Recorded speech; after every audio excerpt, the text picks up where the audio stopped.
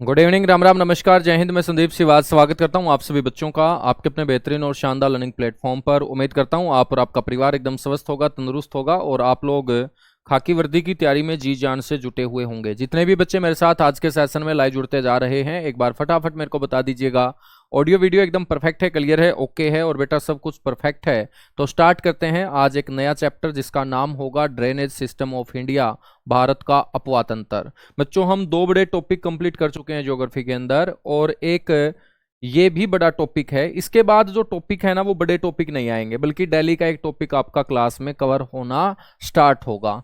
तो ये जो तीसरा टॉपिक है ये भी एक लेंथी टॉपिक है, लेकिन जो लेंथी टॉपिक है वहां से एग्जाम के अंदर क्वेश्चन पक्का पूछा ही पूछा जाता है। ठीक है, तो बेटा आज का जो टॉपिक है बड़ा इंटरेस्टिंग है, प्यारा सा टॉपिक है, बहुत अच्छे तरीके से इसको समझेंगे, समझने वाला टॉपिक है। नाम है इसका ड्रेनेज सिस्टम,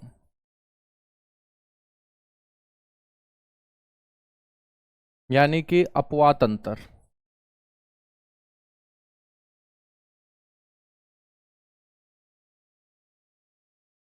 ड्रेनेज सिस्टम यानी बेटा अपवाह तंत्र। ठीक है, अपवाह का मतलब क्या होता है? ड्रेनेज का मतलब होता है ड्रेन, यानी कि जल को निकास करना, उसको बाहर धकेलना। बच्चों, आप घरों के अंदर जल यूज करते होंगे, बिल्कुल करते हैं। तो वो यूज किया हुआ जल आप घर के बाहर निकालते होंगे, बिल्कुल निकालते हैं। तो बेटा आपने कभी सोचा है कि वो घर से निकाला गया जो जल है वो लास्ट में कहाँ पर जाकर रुकेगा? हमने नहीं सोचा होगा। तो जो भी हम घर के अंदर जल यूज करते हैं उसको मेरे दोस्त हम नालियों के माध्यम से बाहर निकालते हैं। ये नालियां जो हैं आगे चल के बड़े बड़े नालों में गिरती हैं और नाले जो हैं वो आगे चल के नदियों में गिरते हैं। और नदियां बच्चों सारे के सारे मैदानी क्षेत्र का जो जल है उसको बाहर की तरफ ले जाती है और लास्ट में वो जल गिरा दिया जाता है उन नदियों के द्वारा किसी सागर या खाड़ी के अंदर। तो नदियों के द्वारा जिस सिस्टम के तहत, जिस पैटर्न के तहत मैदानी क्षेत्रों का जल बच्चों बाहर की तरफ निकाला जाता है, इसी सिस्टम को हम बोलते हैं ड्रेनेज सिस्टम, अपवाह तंत्र, निकासी तंत्र। आप गांव से आते होंगे और जब भी मानसून के अंदर बारिश ज्यादा होती है बच्चों, गांव के अंदर पानी भर जाता है, तो उस पानी को हम बाहर निकालते हैं। तो क्या किया जाता है, गांव के बाहर से बच्चों ड्रेनें खोद दी जाती हैं, मतलब गहरे गहरे नाले खोद दिए जाते हैं। उन नालों को ही ड्रेन बोलते हैं। ठीक है, क्योंकि उस बरसाती पानी को अपने को बाहर निकालना है, उसका निकास करना है, उसको बाहर की तरफ अपने को निकालना है। तो बच्चों इस सारे के सारे पैटर्न को, इस सारे के सारे सिस्टम को ही हम क्या बोलते हैं? ड्रेनेज सिस्टम बोलते हैं। ठीक है ना?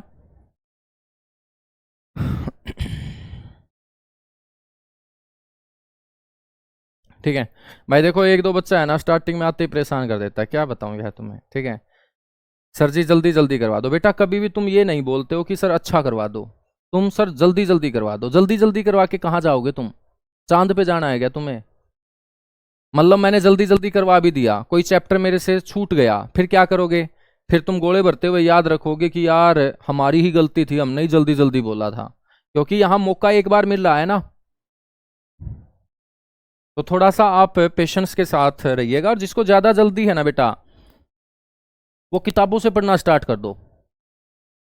ठीक है, हाँ, चलेगा, आगे बढ़ेंगे। हम बात करेंगे अपवाह तंत्र जो है भारत का, उसको अच्छे तरीके से डिवाइड करने, उसको अच्छे तरीके से समझने के लिए बेटा उसको कितने भागों में बांटा जाता है? दो भागों में।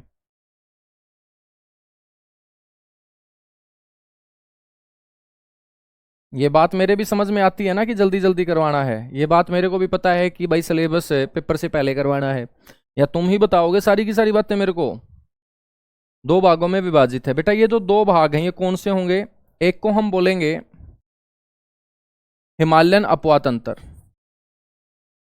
भारत का जो अपवाह तंत्र है, निकासी तंत्र है, उसको हम दो तरीके से पढ़ेंगे। एक हम बोलेंगे हिमालयन अपवाह तंत्र, जिसको हम बोलेंगे बेटा इंग्लिश में हिमालयन ड्रेनेज सिस्टम।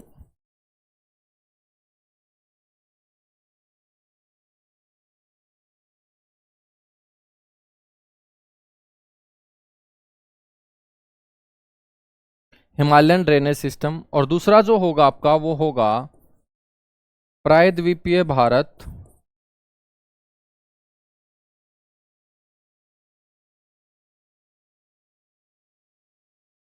का अपवाह तंत्र। तो भारत का जो ड्रेनेज सिस्टम है, अपवा तंत्र है, नदियों के द्वारा जल को जो बच्चों बाहर की तरफ ले जाया जाता है, उसको अच्छे तरीके से डिस्कस करने के लिए इसको हम दो भागों में डिवाइड करेंगे। और आपका एक होगा drainage system of peninsular India.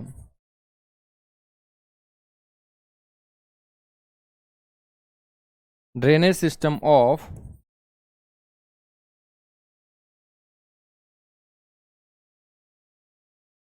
Peninsular India, ठीक है।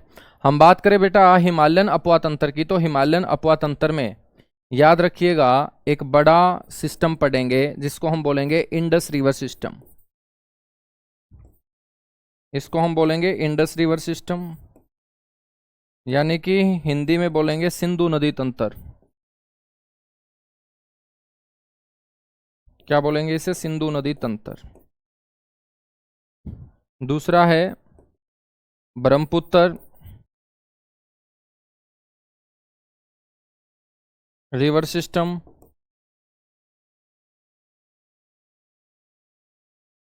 ब्रह्मपुत्र नदी तंत्र।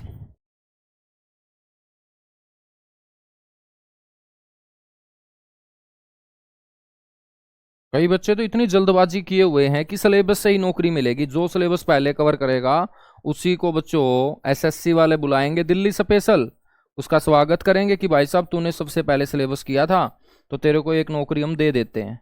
बेटा सिलेबस पूरा करने से पहले जो सिलेबस में पढ़ाया जा रहा है उसको अच्छे तरीके से तैयार करोगे तब जाके नौकरी लगोगे, ठीक है ना। तो ये जो सिलेबस सिलेबस चिल्लाते हैं ना, ये सबसे पहले बाहर आएंगे क्योंकि इनका पूरा ध्यान जो है वो सिलेबस की तरफ है कि भाई सिलेबस टीचर की तरफ से पूरा होना चाहिए, हमें चाहे आए या ना आए। तो ऐसा नहीं है बेटा, ठीक है। तो मेरी बात को अच्छे से दिमाग में उतार लेना।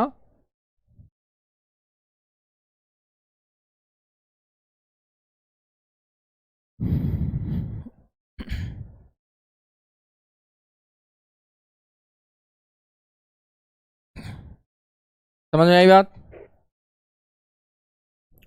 तो बेटा इस तरीके से हम पढ़ेंगे प्रायद्वीपीय भारत के अपवा तंत्र में जिन जिन नदियों को हम पढ़ेंगे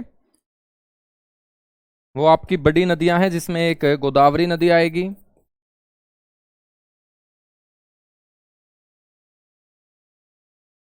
बेटा दूसरे नंबर पे कृष्णा रिवर आएगी,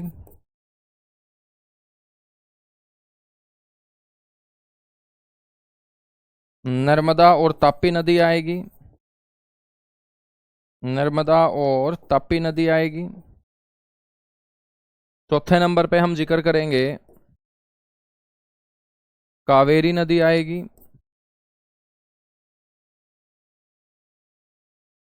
पांचवें नंबर पे जिक्र करेंगे महानदी आएगी, महानदी आएगी, ठीक है।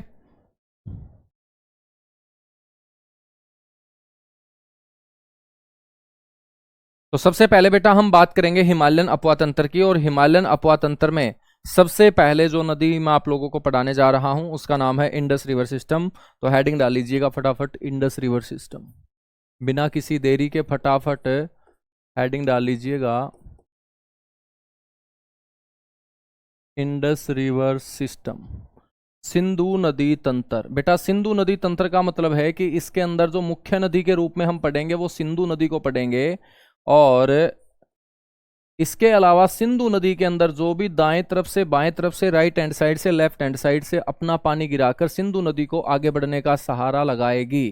तो जो जो नदियां सहारा देती है बच्चों किसी मुख्य नदी को आगे बढ़ने का, उनको हम ट्रिब्यूटरी बोलते हैं, सहायक बोलते हैं। सहारा देने वाले को ही सहायक कहा जाता है, ठीक है।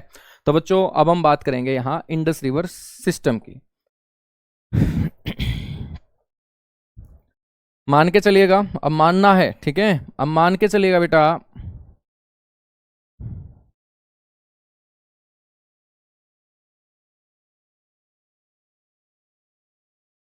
ये एक रेंज है, ठीक है ना। ये क्या है? एक रेंज है, और इस रेंज का नाम है बेटा कैलाश रेंज।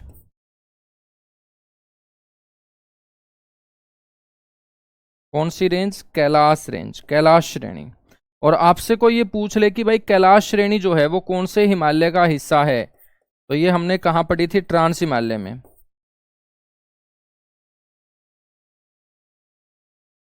ठीक है। बेटा हम बात करें तो कैलाश रेंज के अंदर यहां पर एक झील है,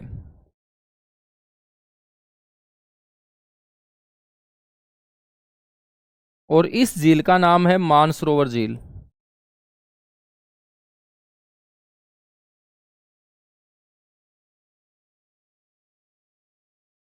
मानसरोवर झील, ठीक है।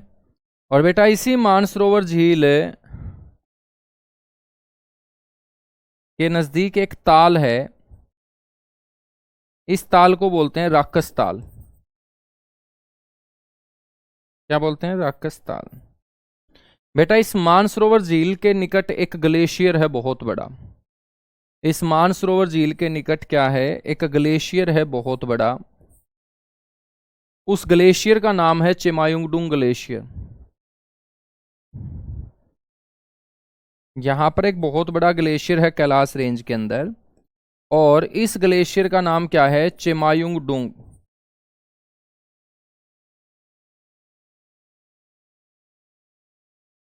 बेटा चिमायुंगडुंग नाम का ये ग्लेशियर, जहां से दो नदियां निकलेंगी, एक को हम ब्रह्मपुत्र के रूप में पढ़ेंगे और एक को हम इंडस के रूप में पढ़ेंगे। ग्लेशियर एक बहुत बड़ी बर्फ की राशि होती है, और बेटा ये चिमायुंगडुंग नाम का ग्लेशियर जो एक बड़ा ग्लेशियर है, इस ग्लेशियर का जो एक भाग है, इस ग्लेशियर के एक भाग को हम बोलते हैं बोखरचू। क्या बोलते हैं उसे हम?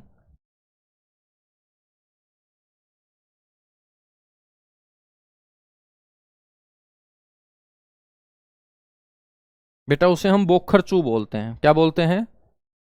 बोखरचू बोलते हैं, ठीक है। बच्चों इसी बोखरचू नामक ग्लेशियर से एक नदी निकलती है, और ये निकलने वाली नदी इस तरीके से बहते हुए आती है बेटा, बल्कि इसको ज्यादा ऊपर ले गए हम, इस तरीके से आती है ये, ठीक है। हम बात करें तो लास्ट में जो ये नदी अपना पानी गिराती है वो यहां पर गिराती है।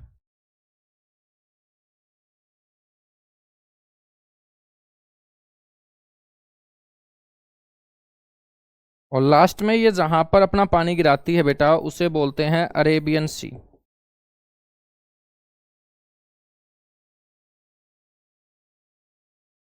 अरब सागर, ठीक है। और आप सभी को ये पता होना चाहिए कि ये पूरा का पूरा जो इलाका है, ये क्या है? पाकिस्तान है।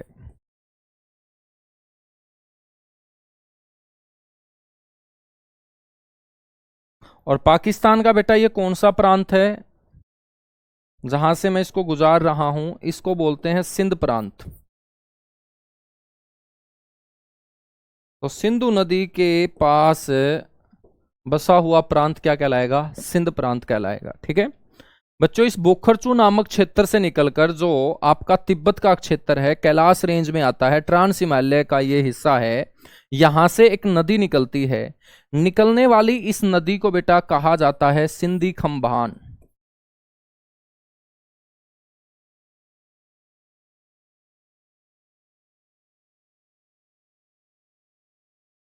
कौन सी नदी है ये? सिंधी खंबान नदी है।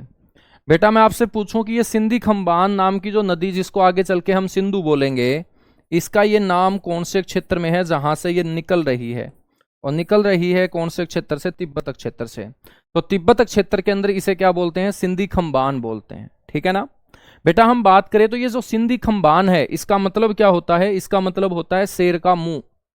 ये जो एक शब्द है ना, ये तिब्बती भाषा का शब्द है, जिसका मतलब होता है हिंदी में शेर का मुंह, माउथ ऑफ लायन, ठीक है। ये सिंधी खंबान नाम की नदी बेटा अपने भारत के अंदर जहां पर प्रवेश करेगी,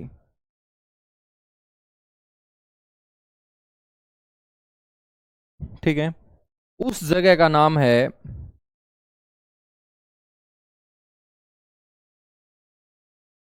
दमचौक।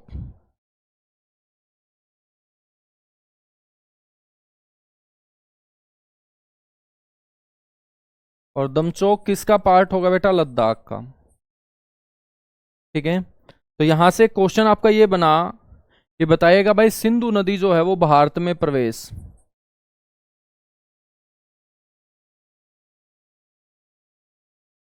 कौन से क्षेत्र में करती है, तो आप बोलेंगे लद्दाख क्षेत्र के दमचोक के अंदर बच्चों सबसे पहले ये क्या करती है, प्रवेश करती है। ठीक है, समझ में आई बात? बहुत बढ़िया सर। बेटा दमचोक के बाद ये आगे बढ़ती है, और दमचोक के बाद जब ये आगे बढ़ती है तो इसके ठीक नीचे की जो रेंज होगी, इसके ठीक नीचे की रेंज को हम बोलते हैं जास्कर रेंज।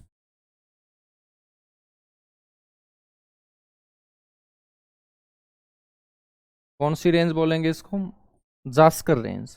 और ऊपर वाली रेंज को हम क्या बोल देंगे बेटा? लद्दाख रेंज। तो आपसे कोई पूछ ले कि ये जो नदी है बेटा, ये कौन सी दो रेंज के बीच बहती है? ट्रांस हिमालय के अंदर बहती है, क्योंकि दोनों की दोनों रेंज, और खुद बच्चों जहां से ये निकल रही है कैलाश रेंज, मैंने आपको ट्रांस हिमालय में पढ़ाई। ठीक है, तो लद्दाख रेंज और जास्कर रेंज के बीच बहने वाली नदी को ही हम इंडस बोल रहे हैं, सिंधु बोल रहे हैं। क्या बोल रहे हैं? इंडस बोल रहे हैं, सिंधु बोल रहे हैं। ठीक है, होते हुए बच्चों ये जो बाहर निकलती है ना, भारत से जब ये एग्जिट करती है बेटा,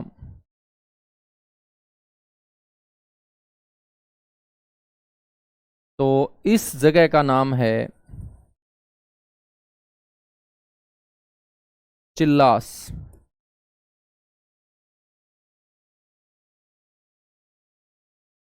चिल्लास। ठीक है, तो बेटा चिल्लास नामक क्षेत्र से ये क्या कर जाती है? भारत से एग्जिट कर जाती है, भारत से बाहर चली जाती है। तो यहां तक आपको 3 पॉइंट समझ में आ गए होंगे कि ये निकलती कहां से है? कैलाश रेंज से। कौन से क्षेत्र से? बोखरचू क्षेत्र से। कौन से ग्लेशियर का पार्ट है? चिमायुंगडुंग ग्लेशियर का पार्ट है। कहां पर स्थित है? तिब्बत में स्थित है। बेटा इसे क्या कहा जाता है तिब्बत में? सिंधी खंबान। सिंधी खंबान का मतलब क्या होता है? शेर का मुंह। भारत में एंटर कहां करती है? दमचौक में। दमचौक किसका पार्ट है? लद्दाख का। उसके बाद बच्चों ये कौन सी दो रेंज के बीच बहती है? लद्दाख और जास्कर के बीच बहती है। बेटा सिंधु नदी के दक्षिण में कौन सी है? जास्कर रेंज। सिंधु नदी के उत्तर में कौन सी रेंज है? लद्दाख रेंज। भारत से एग्जिट कहां से करती है? चिल्लास से। भारत से एग्जिट होने के बाद कहां बहती है? पाकिस्तान में। पाकिस्तान के कौन से प्रांत से होते हुए अरब सागर में गिरती है? सिंध प्रांत से होते हुए। ठीक है ना, समझ में आई बात यहां तक? चलेगा। अब हम बात करेंगे कि दमचौक और चिल्लास के बीच बहुत सारी नदियां जो है ना, इसके अंदर अपना पानी गिराने का क्या करेंगी? काम करेंगी। अब हम इसकी ट्रिब्यूटरी को पढ़ेंगे, इसकी सहायक नदियों को हम पढ़ेंगे।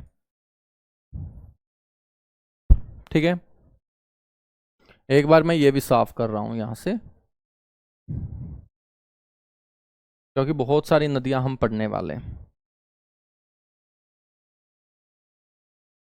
आइएगा, सबसे पहले बेटा हम बात करेंगे,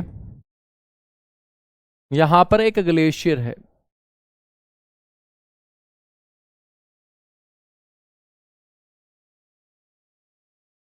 ठीक है, इस ग्लेशियर का नाम है सियाचिन ग्लेशियर। जो भारत का सबसे बड़ा ग्लेशियर मैंने बताया था, इसको हम क्या बोल देते हैं? सियाचिन ग्लेशियर बोल देते हैं। ठीक है, और बेटा इसी सियाचिन ग्लेशियर का एक पार्ट है यहां पर,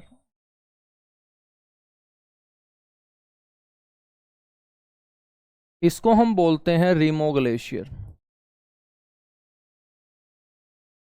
और रीमो ग्लेशियर के बारे में मैंने आपको बताया था कि भाई काराकोरम रेंज के अंदर रीमो नाम का ग्लेशियर भी है, जिसको हम सियाचिन की जीभ बोलते हैं, टंग ऑफ सियाचिन बोलते हैं। ठीक है, बेटा यहां से निकलती है एक नदी, और निकलने वाली ये जो नदी है,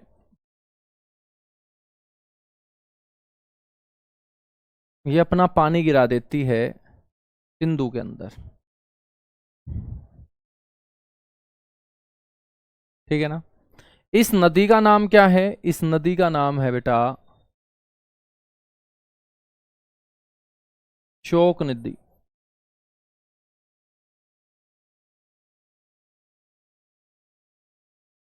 इसको क्या बोलते हैं हम? शोक नदी बोलते हैं। समझ में आई बात? ये कौन सी नदी है बेटा? शोक नदी।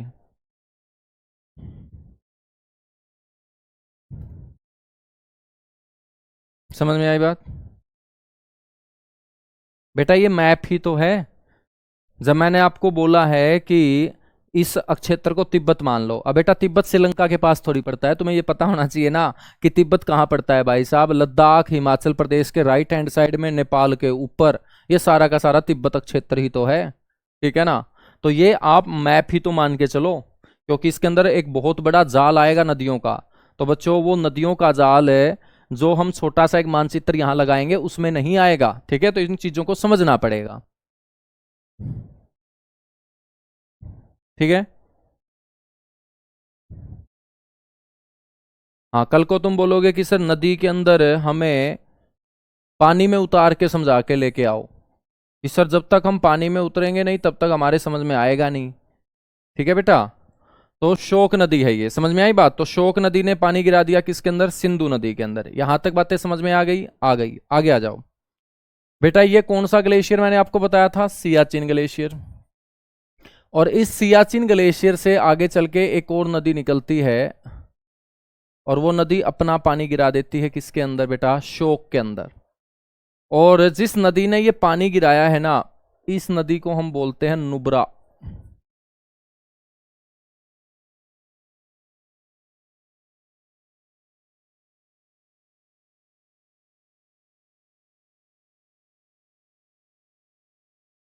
इसे हम क्या बोल देंगे? नुब्रा नदी बोल देंगे। तो बेटा नुब्रा नाम की जो नदी है ना, ये आपको पता होना चाहिए, अपना पानी गिरा देती है कहां पर मेरे दोस्त? शोक नदी के अंदर। यहां तक चीजें समझ में आई? एक बार फटाफट बताओ। यहां तक चीजें समझ में आई? एक बार फटाफट बताएगा बेटा।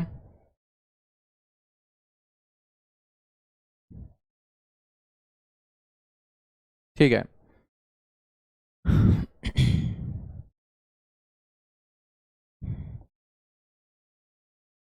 यहां पर आपका एक शहर बसा हुआ है,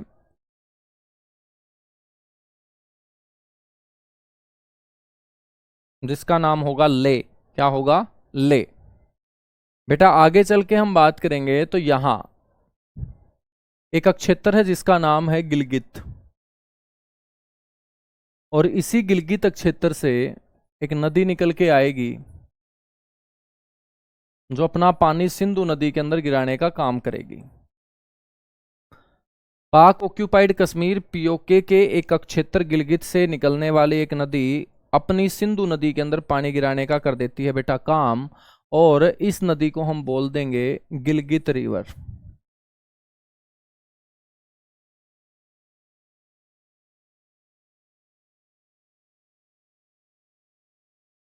क्या बोल देंगे इसे? गिलगित रिवर बोल देंगे। ठीक है? आगे चल के बेटा यहां से फिर एक नदी निकल के आएगी जो अपना पानी सिंधु नदी के अंदर गिराने का क्या कर देगी? काम कर देगी। इस नदी को हम बोल देंगे गोमल रिवर।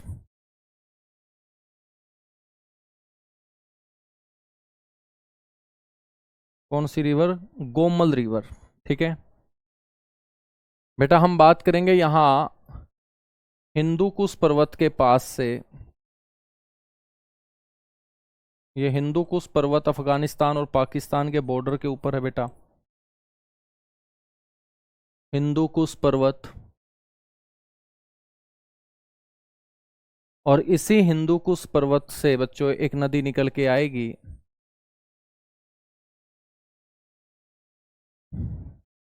ठीक है, और अपना पानी गिराने का कर देगी काम। इस नदी को बोलते हैं बेटा काबुल नदी। काबुल तो जानते हैं अफगानिस्तान की राजधानी है। इससे हम कौन सी रिवर बोल देंगे?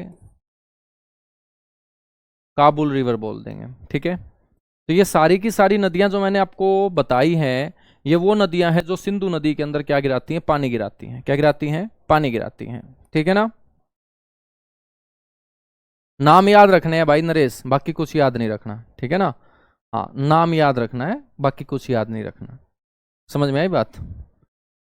अब हम बात करेंगे यहां से जब सिंधु नदी निकल रही है और वहां अरब सागर में गिर रही है, तो बेटा मान के चलिएगा सिंधु नदी जब अरब सागर की तरफ जाएगी तो सिंधु नदी का मुंह आगे की तरफ होगा ना। जब सिंधु नदी का ये मुंह है आगे की तरफ, तो ये सिंधु नदी के दो हाथ होंगे ना बेटा। ये क्या होंगे? दो हाथ होंगे ना। तो ऊपर वाले हाथ से मैं लिखता हूं तो मेरा ये राइट हैंड साइड होगा, ठीक है, और नीचे की तरफ वाला मेरा उल्टा हाथ है, इसको लेफ्ट हैंड साइड बोलेंगे। तो बेटा ये जो ऊपर से नदियां गिराएंगी अपना पानी सिंधु नदी के अंदर, इन सारी की सारी नदियों को हम बोल देंगे राइट हैंड साइड की ट्रिब्यूटरी, यानी कि ये दाएं ओर से सिंधु नदी के अंदर पानी गिराने वाली क्या हो जाएंगी, नदियां हो जाएंगी। समझ में आई बात? ठीक है ना? तो ये आपको ध्यान रखना, ये राइट हैंड साइड की क्या हो जाएंगी बेटा, ट्रिब्यूटरी हो जाएंगी। तो ये राइट हैंड साइड की ट्रिब्यूटरी हमने पढ़ी, इसके बाद हम लेफ्ट हैंड साइड की ट्रिब्यूटरी पढ़ेंगे। लेफ्ट हैंड साइड की हम क्या पढ़ेंगे, ट्रिब्यूटरी पढ़ेंगे, ठीक है। अब देखिएगा, यदि ये तिब्बत क्षेत्र है तो तिब्बत क्षेत्र के साथ बच्चों एक तो लद्दाख लगता है, लद्दाख के नीचे हिमाचल प्रदेश है, हिमाचल प्रदेश के नीचे उत्तराखंड है, मानचित्र के आप ऊपर आप देखोगे। तो बेटा मैंने आप लोगों को एक दर्रा पढ़ाया था हिमाचल प्रदेश के अंदर, बाड़ा लाचाला दर्रा। कौन सा दर्रा पढ़ाया था मैंने आपको, एक बाड़ा लाचाला नाम का मैंने आपको एक दर्रा पढ़ाया था, याद है आप लोगों के? यदि आप लोगों के याद है तो मैंने बाड़ा लाचाला नाम का एक दर्रा पढ़ाया था। और बेटा ये जो बाड़ा लाचाला नाम का दर्रा है ना, ये कहां, हिमाचल प्रदेश के अंदर, बाड़ा लाचाला, ठीक है। और इसके ऊपर मैं लिख देता हूं कि ये कौन सा क्षेत्र है, हिमाचल है। शराब से याद करवाए थे मैंने। बेटा बाड़ा लाचाला नाम का जो दर्रा है, यहां से दो जलधाराएं एक साथ निकलेंगी। हिमाचल प्रदेश के इस बाड़ा लाचाला दर्रे के पास से दो जलधाराएं निकलेंगी बेटा। एक जलधारा का नाम होगा चंदर, इसको बोल देंगे चंदर धारा, ठीक है। और बेटा एक का नाम होगा बागा,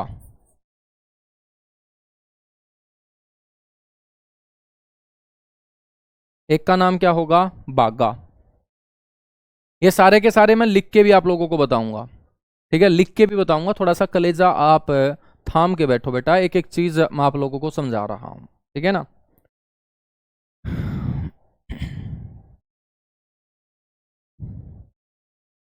ठीक है, तो चंदर नाम की जो धारा है और बेटा ये बागा नाम की जो धारा है, ये दो धाराएं बाड़ा लाचाला नाम के दर्रे के नजदीक से निकलती हैं। और निकलने वाली ये दोनों की दोनों जो जलधाराएं होंगी बच्चों, ये हिमाचल प्रदेश के एक क्षेत्र में जाके एक दूसरे से मिल जाएंगी, ठीक है। जहां पर ये मिलेंगी उस जगह को हम बोलते हैं तंडी।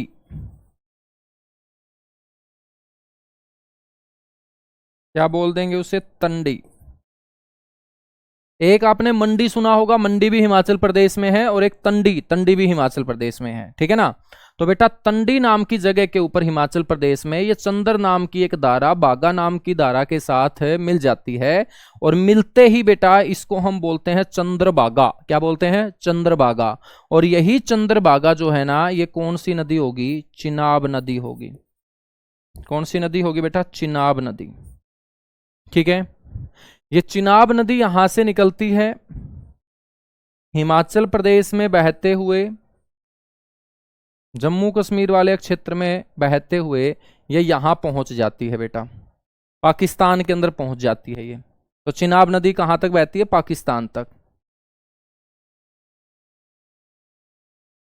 ठीक है, ठीक है ना।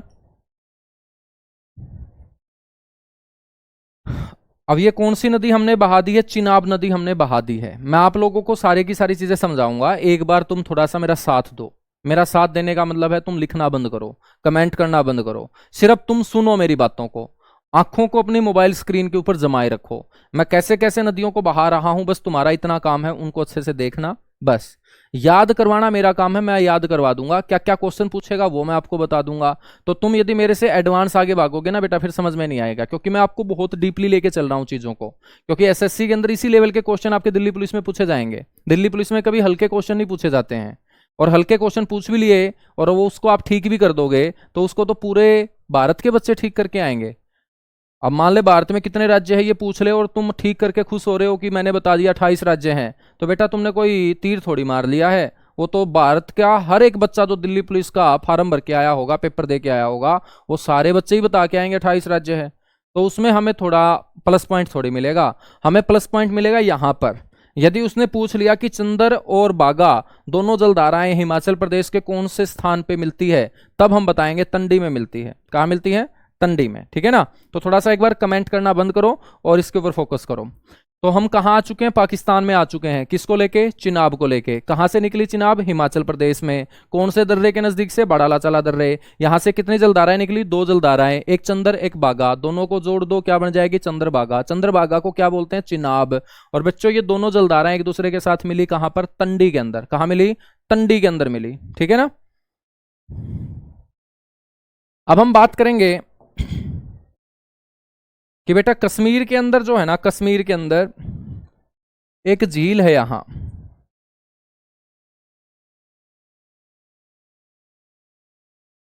इस झील का नाम है वेरीनाग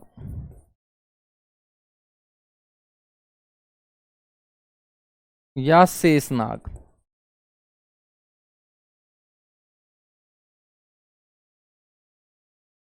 ठीक है, कहां पर है बेटा ये?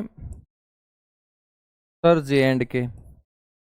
तो इस वेरीनाग और शेषनाग झील से जो है ना बेटा एक नदी निकलती है। निकलने वाली ये नदी अपना पानी गिरा देती है कहां पर? चिनाब के अंदर। बेटा चिनाब के अंदर जहां पर इसने पानी गिराया, ये पाकिस्तान का एक प्रांत है जिसका नाम है जांग। कौन सा प्रांत है? जांग प्रांत। तो बेटा जांग प्रांत पाकिस्तान में पड़ता है और पाकिस्तान के जांग प्रांत में निकलने वाली वेरीनाग झील से एक नदी जिसका नाम हम बोलेंगे झेलम रिवर। कौन सी नदी? झेलम नदी। तो बेटा ये झेलम नदी अपना पानी किस में गिराएगी? चिनाब में। तो ये किसकी ट्रिब्यूटरी कहलाएगी? सर जी ये चिनाब की ट्रिब्यूटरी, क्योंकि ये चिनाब के अंदर पानी गिरा रही है, ठीक है। बच्चों इस झेलम के ठीक लेफ्ट हैंड साइड में ऊपर का जो क्षेत्र आपको दिखाई दे रहा है, ये पीओके क्षेत्र है। और इसी पीओके क्षेत्र से एक नदी निकलती है यहां से, जम्मू कश्मीर और पीओके के बॉर्डर के पास से एक नदी निकलती है बेटा। और निकलने वाली ये नदी पाकिस्तान में जाके झेलम नदी में पानी गिरा देती है। बेटा इस नदी का नाम है किशन गंगा, इसको नीलम नदी भी बोलते हैं, किशन गंगा नदी। और इसको भारत में किशन गंगा बोलते हैं, पाकिस्तान में इसे नीलम रिवर कहा जाता है। क्या कहा जाता है? नीलम रिवर,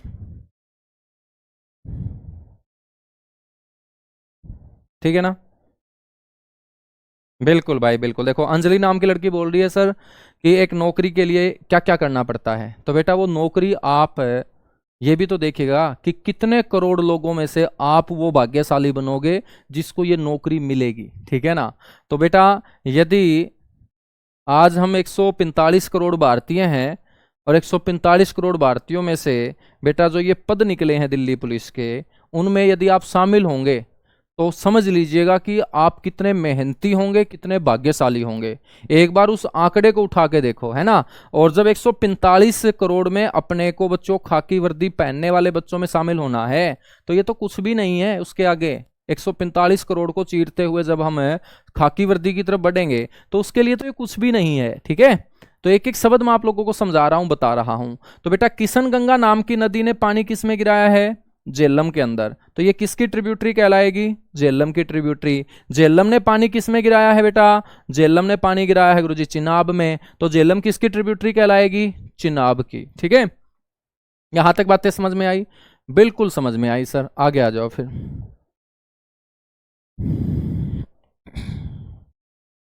ये कौन सा इलाका है बेटा? गुरुजी ये आपने जो पढ़ाया है ये हिमाचल प्रदेश है, बिल्कुल। यदि ये हिमाचल प्रदेश तुम पढ़ रहे हो तो बेटा ये हिमाचल प्रदेश का एक इलाका है जिसका नाम है व्यास कुंड, या इसको हम बोलेंगे व्यास कुंड को बाद में पढ़ेंगे। इसका नाम है बेटा रोहतांग पास। रोहतांग नाम का दर्रा तुम बोल मत देना कि नहीं पढ़ाया। रोहतांग दर्रा मैंने पढ़ाया हिमाचल प्रदेश में, बिल्कुल पढ़ाया सर जी। रोहतांग नाम का जो दर्रा है बेटा, यहां से एक नदी निकलती है, बिल्कुल निकलती होगी गुरुजी। निकलने वाली ये नदी रोहतांग हिमाचल प्रदेश में। बेटा हिमाचल प्रदेश के रोहतांग दर्रे से निकलती हुई एक नदी पंजाब के पठानकोट से बहते हुए पाकिस्तान के अंदर एंटर करते ही अपना पानी किस में गिरा देती है? चिनाब के अंदर गिरा देती है। बेटा ये जो चिनाब की तरफ, पाकिस्तान की तरफ आगे बढ़ रही है नदी, इस नदी को हम क्या बोल देंगे? इस नदी को हम बोल देंगे रावी नदी।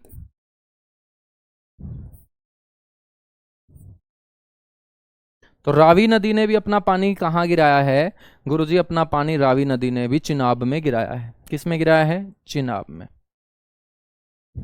ठीक है ना?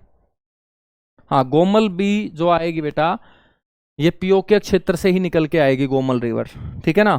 ये कहां से निकलती हैं? ये इतनी बड़ी नदियां नहीं है, गोमल रिवर, गिलगित रिवर, ठीक है, कि इतनी बड़ी नदियां नहीं है कि इनके हम गांव को भी पढ़ें कि यार ये उस गांव से निकलती है, ये उस क्षेत्र से निकलती है, ये वहां पर मिलती है। नहीं, सिंधु नदी तंत्र के अंदर बच्चों जो महत्वपूर्ण नदियां होंगी वो 6 नदियां होंगी। एक तो शोक नदी से क्वेश्चन पूछा जाएगा, और 5 नदी मैं आपको ये पढ़ा रहा हूं, झेलम, चिनाब, रावी, व्यास और सतलुज। ठीक है? तो टोटल 6 नदियों के ओरिजिन पॉइंट आपको पता होने चाहिए, और बाकियों के नाम आपको पता होने चाहिए कि ये नदियां बाएं ओर से गिरती हैं या दाएं ओर से गिरती हैं। ठीक है? अब हम बात करेंगे, आप लोगों ने एक नदी सुनी है, बिल्कुल सुनी है सर, जिसका नाम है सतलुज। बेटा वो सतलुज नदी जो है ना, ये सारा का सारा क्षेत्र क्या है? ये सारा का सारा क्षेत्र तिब्बत है। बेटा ये सारा का सारा क्षेत्र क्या है गुरुजी? ये तिब्बत क्षेत्र है। ठीक है? तो आपको ध्यान रखना है कि इस तिब्बत के अंदर जो मैंने आपको मानसरोवर झील पढ़ाई, तो मानसरोवर झील के पास मैंने एक ताल पढ़ाया, राक्षस ताल।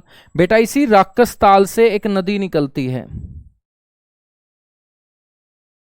निकलती हुई ये नदी भारत की तरफ बढ़ती है, और भारत की तरफ बढ़ती हुई ये नदी बेटा सबसे पहले एंटर यानी कि प्रवेश करती है, भारत के अंदर ये प्रवेश करेगी। बेटा भारत के अंदर जहां ये प्रवेश करेगी तो इस जगह को हम बोलेंगे सिपकिल्ला। कौन सा पास बोल देंगे इसको? सिपकिल्ला पास बोल देंगे। तो सिपकिल्ला दर्रे से होते हुए बेटा ये भारत में क्या करती है? प्रवेश। और भारत के कौन से प्रदेश में? सिपकिल्ला दर्रा कौन से प्रदेश में पड़ाया? हिमाचल प्रदेश में। तो हिमाचल प्रदेश में फिर ये बहती है सबसे पहले, हिमाचल प्रदेश के बाद पंजाब, पंजाब होते हुए मेरे दोस्त ये चली जाती है कहां पर गुरुजी? पाकिस्तान के अंदर। और पाकिस्तान में जाके बेटा चिनाब नाम की नदी के अंदर अपना पानी गिरा देती है। ठीक है बेटा? चिनाब नाम की नदी के अंदर जहां पर इसने गिराया पानी, चिनाब नाम की नदी और सतलुज नाम की नदी बच्चों जहां पर मिलती है उस जगह को बोलते हैं उच्च शरीफ, पाकिस्तान। तो ये क्या है बेटा? पाकिस्तान आ चुका है, जहां पर सतलुज और चिनाब एक दूसरे के साथ मिलती हैं।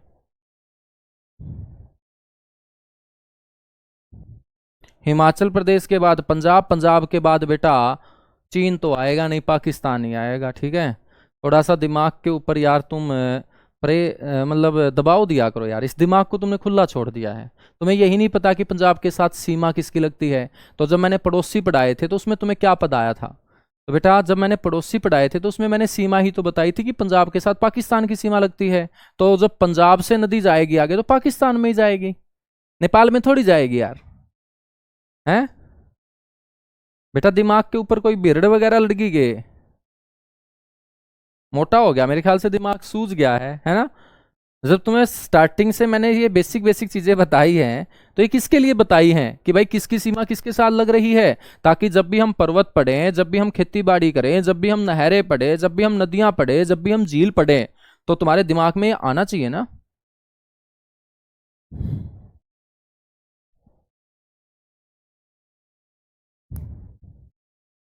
चलेगा, आगे बढ़ेंगे। अब बच्चों हम बात करेंगे, यहां पर एक कुंड है,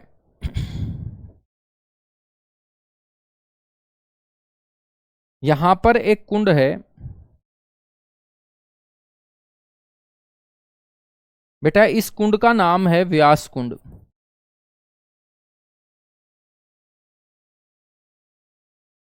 इस कुंड का नाम क्या है? व्यास कुंड। और व्यास कुंड भी कहां पड़ता है? हिमाचल प्रदेश में। तो आपसे कोई पूछ ले कि व्यास कुंड कहाँ है? हिमाचल प्रदेश में। और बेटा हिमाचल प्रदेश के इस व्यास कुंड से निकलने वाली एक नदी पंजाब के अंदर जाके अपना पानी गिरा देती है, किसके अंदर? सतलुज नदी के अंदर। बेटा ये जो नदी पानी गिरा रही है ना, इस नदी का नाम है व्यास नदी।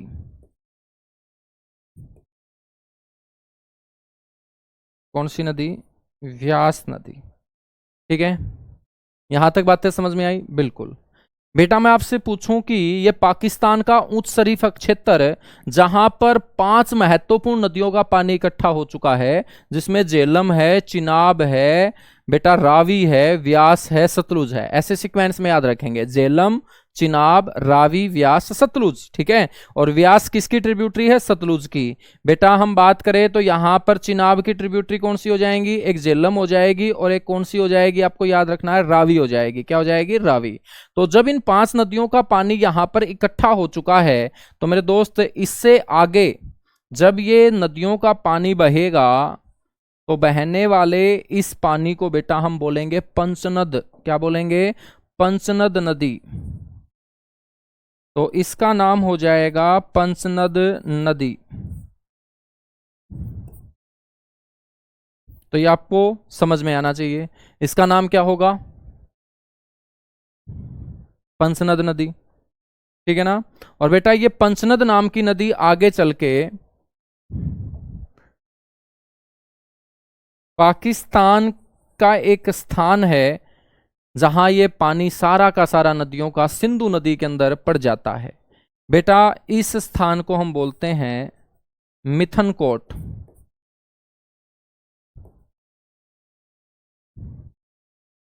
अब फटाफट मेरे को बताओ कि मजा आया नहीं आया तुम्हें, या तुम्हें सिर्फ रटने की आदत है कि यार हम पढ़ लेते हैं, वो नदी इसकी सहायक है, वो नदी उसकी सहायक है। अब बेटा मैंने आप लोगों को पूरे के पूरे जाल को ही समझा दिया है कि सिंधु नदी किस तरीके से बहती है। अब यहां से हम थ्योरी पढ़ेंगे। ठीक है, जब हम थ्योरी पढ़ेंगे तो एक एक बात आपके दिमाग में बैठती चली जाएगी। बेटा सतलुज नदी ये है,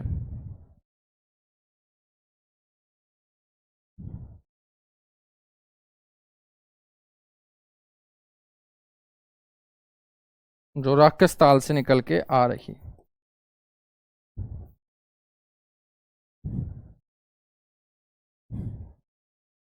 चलेगा, अब हम यहां पर बात करते हैं बेटा। हेडिंग डालिएगा फटाफट। अब मैं यहां से आपको क्वेश्चन बता रहा हूं कि कैसे क्वेश्चन पूछे जाएंगे और कैसे आप लोगों को क्वेश्चन कवर करने हैं।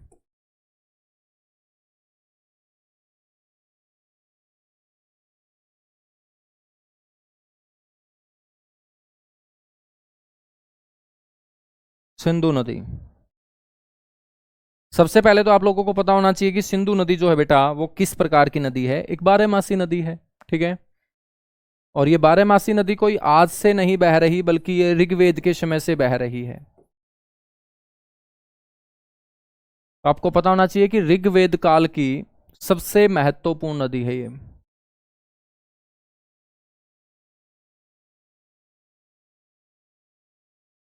तो पहला पॉइंट याद रखिएगा, ऋग्वेद काल की सबसे महत्वपूर्ण नदी। इंग्लिश में बोलेंगे मेन रिवर ऑफ ऋग्वेदा।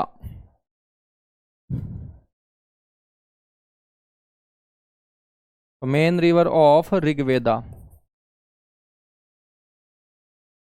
ठीक है, पहला पॉइंट आपको याद रखना है कि ये मेरे दोस्त ऋग्वेद काल की सबसे महत्वपूर्ण नदी है। इसको हमने सबसे महत्वपूर्ण क्यों बोला? क्योंकि इस नदी का वर्णन ऋग्वेद में सबसे ज्यादा बार किया गया है।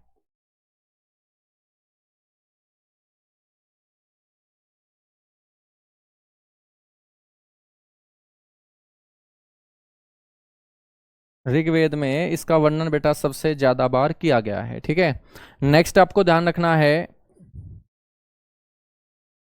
कि इसका ओरिजिन पॉइंट, उद्गम बिंदु आपसे पूछा जाएगा। उद्गम का मतलब होता है कि कोई भी नदी सबसे पहले निकलती कहाँ से है। तो बेटा आपसे पूछ लिया जाए कि कौन से हिमालय से निकलती है, तो आप बोल दोगे, या आपसे पूछ लिया जाए सबसे पहले कि कौन से अक्षेत्र से निकलती है, तो आप बोल देंगे बोखरचू अक्षेत्र से। अक्षेत्र का नाम क्या होगा बेटा? बोखरचू। ग्लेशियर भी बोल देते हैं इसको, बोखरचू ग्लेशियर, ठीक है। बोखरचू जो ग्लेशियर है ये किसका पार्ट है? तुम बोल दोगे ये चेमायुंगडुंग ग्लेशियर का पार्ट है। आपसे पूछ लेगा कि ये नदी कौन सी झील के निकट से निकल के आती है, तो बेटा ये जो चेमायुंगडुंग नाम का ग्लेशियर है ना, ये कौन सी झील के निकट? मैंने आपको बताया मानसरोवर झील के निकट।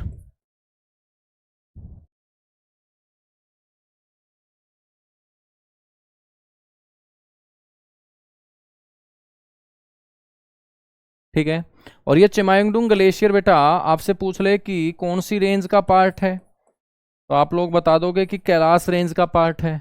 बेटा ये जो कैलाश रेंज है ये कौन से हिमालय का हिस्सा है? आप बता देंगे कि ट्रांस हिमालय का हिस्सा है।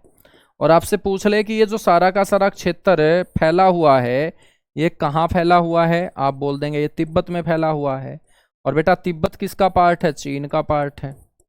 तो एक एक पॉइंट हमने पढ़ लिया। एग्जामिनर कुछ भी पूछ सकता है, एग्जामिनर कुछ भी पूछ सकता है, ठीक है ना। हम बात करेंगे नेक्स्ट पॉइंट कि यहां से नदी निकल चुकी है, तो बेटा तिब्बत में इसे किस नाम से जाना जाता है? हमने पढ़ा कि तिब्बत में इसका जो नाम होगा वो सिंधी खम्बान होगा। सिंधी खम्बान।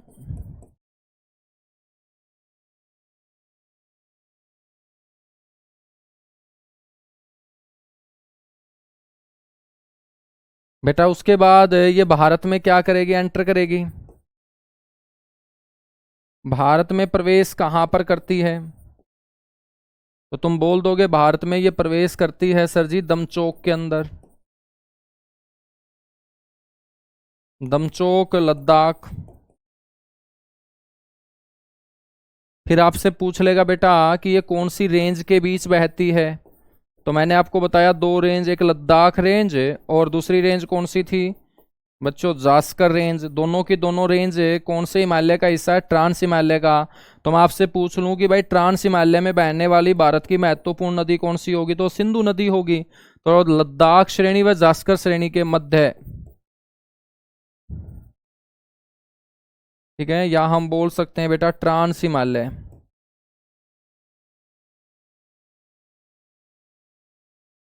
में ये क्या है? बहती है।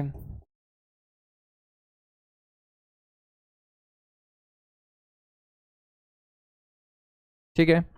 इसके बाद आपको ध्यान रखना है कि बच्चों जो ले है, ले किसकी कैपिटल है? लद्दाख की। ये कौन सी नदी के किनारे पर है? सिंधु नदी के किनारे पर। आपसे पूछ लिया जाएगा कि भारत से जो एग्जिट करती है ये कहां से करती है बेटा, तो आप लोग बता देंगे कि भारत से बाहर ये चिल्लास, चिल्लास से बच्चों ये भारत से बाहर चली जाती है। ठीक है। फिर ये पाकिस्तान के सिंध प्रांत में बहती है, और पाकिस्तान की तो बच्चों ये राष्ट्रीय नदी है, नेशनल रिवर ऑफ पाकिस्तान बोल देंगे इसे। पाकिस्तान की कैसी नदी हो जाएगी? ये राष्ट्रीय नदी हो जाएगी बेटा। पाकिस्तान की कैसी नदी हो जाएगी? राष्ट्रीय नदी। मैंने आपको बताया कि कोई भी नदी जो है जब अपना पानी गिराएगी किसी सागर और खाड़ी के अंदर, तो बेटा उस मीटिंग पॉइंट को मुहाना कहा जाता है, माउथ कहा जाता है। आपसे पूछा जाएगा ये नदी जो है अपना माउथ कहाँ बनाती है, तो आप बोल देंगे अरेबियन सी के अंदर, यानी कि अरब सागर के अंदर। तो अरब सागर में अपना मुहाना बनाने का ये क्या कर देती है? काम कर देती है। अरब सागर में ये अपना क्या बनाती है? मुहाना बनाती है।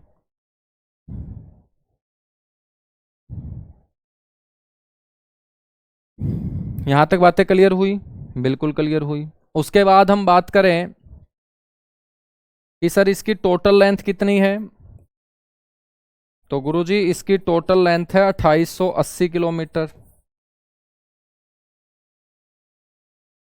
लेकिन हमें भारत के अंदर पूछना है कि भारत में इसकी लंबाई कितनी है, भारत में ये कितने किलोमीटर बहती है। तो आपको याद रखना है 1114 1114 किलोमीटर बहती है बेटा। कितने किलोमीटर बहती है ये, 1114 किलोमीटर भारत के अंदर बहती है। ठीक है, याद रखेंगे, रखना पड़ेगा नौकरी लेने के लिए। बेटा भारत और पाकिस्तान के बीच विवाद का कारण है, बिल्कुल है गुरुजी। क्यों है भाई विवाद, जल के बंटवारे को लेकर।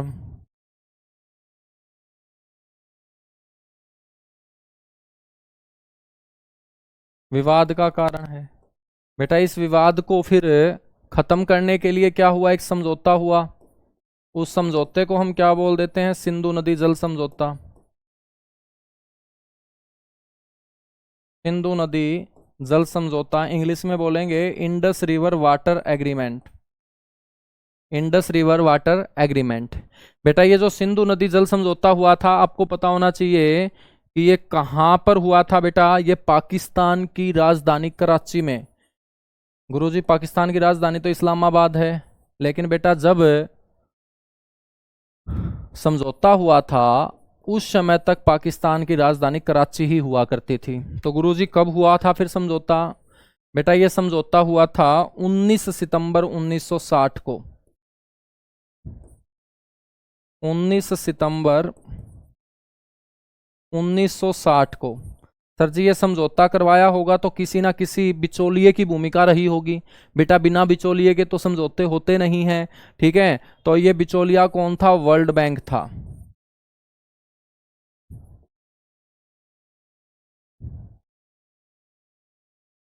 तो बेटा वर्ल्ड बैंक ने क्या करवाया था, समझौता करवाया था दोनों देशों के बीच।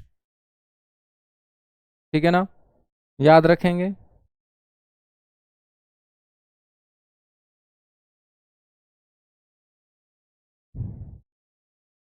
बेटा हम बात करें तो इस समझौते के तहत टोटल 6 नदियों का जो जल है वो बांटा गया था। उन 6 नदियों के अंदर हम बात करें तो एक नदी थी आपकी सिंधु। बेटा सिंधु की जो सबसे बड़ी सहायक नदी है वो चिनाब है, और चिनाब के अंदर एक पानी गिराती है झेलम। तो 3 नदी बच्चों एक साइड याद रखनी है, और फिर 3 नदी एक साइड याद रखनी है, रावी व्यास सतलुज। ये 3 नदी बच्चों आपको एक साइड ध्यान रखनी है।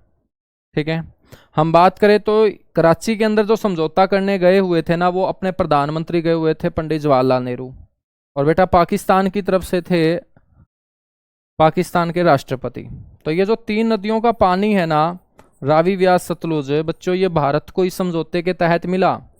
और ये जो 3 नदियां हैं, जो बड़ी नदियां जिनके अंदर पानी बहुत ज्यादा है, ये बेटा पाकिस्तान को। ठीक है, तो हम बात करें तो टोटल इन 6 नदियों के 100% में से पाकिस्तान के हिस्से, ये जब 3 बड़ी नदियां चली जाती हैं तो बच्चों वो 80% पानी चला जाता है, और भारत के हिस्से बच्चों बचा कितना, सिर्फ है 20%। तो इस समझौते के तहत भारत सिंधु नदी का और सिंधु की सहायक नदियों का कितने प्रतिशत जल जो है वो यूज में लेके आ सकता है, 20% लेके आ सकता है। ठीक है, याद रखोगे, बिल्कुल याद रखेंगे। यहां से मैं क्वेश्चन पूछ लूं कि भाई सिंधु की सबसे बड़ी सहायक नदी कौन सी है, लार्जेस्ट ट्रिब्यूटरी।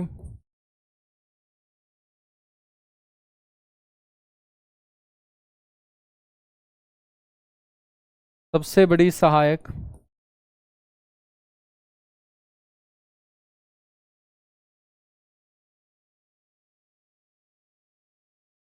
तो बेटा उसका नाम है चेनाब। चेनाब नदी। मैं आपसे पूछ लूं कि चेनाब नदी का प्राचीन नाम क्या है, तो इसका नाम है अस्किनी। चिनाब नदी का प्राचीन नाम क्या है बेटा, अस्किनी नदी। चिनाब नदी का दूसरा नाम क्या है, चंद्रभागा। कौन सी रिवर, चंद्रभागा रिवर। ठीक है, बेटा ये जो हम पढ़ रहे हैं झेलम, इस झेलम नदी का आपसे पुराना नाम मैं पूछ लूं तो याद रखेंगे झेलम का पुराना नाम है वित्सत्ता।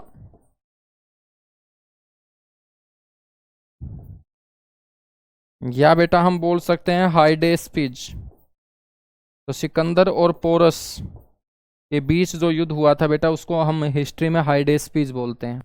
क्या बोलते हैं? हाइडेस्पिज। ठीक है। हम बात करें ये जो रावी है, रावी का पुराना नाम क्या है बेटा? परूसणी। व्यास का पुराना नाम क्या है? विपासा। विपासा बसु नहीं, कहीं तुम विपासा बसु समझ लो। ठीक है, विपासा। बेटा सतलुज का पुराना नाम क्या होगा? सद्रु। क्या होगा? सद्रु। हम बात करें तो सतलुज की जो टोटल लंबाई है वो 1500 किलोमीटर है बेटा। 1500 किलोमीटर। लेकिन गुरुजी भारत के अंदर कितनी बहती है? भारत के अंदर 1050 किलोमीटर। ठीक है, 1050 किलोमीटर। तो ये पूरा का पूरा आपका इंडस रिवर सिस्टम था, सिंधु नदी तंत्र था।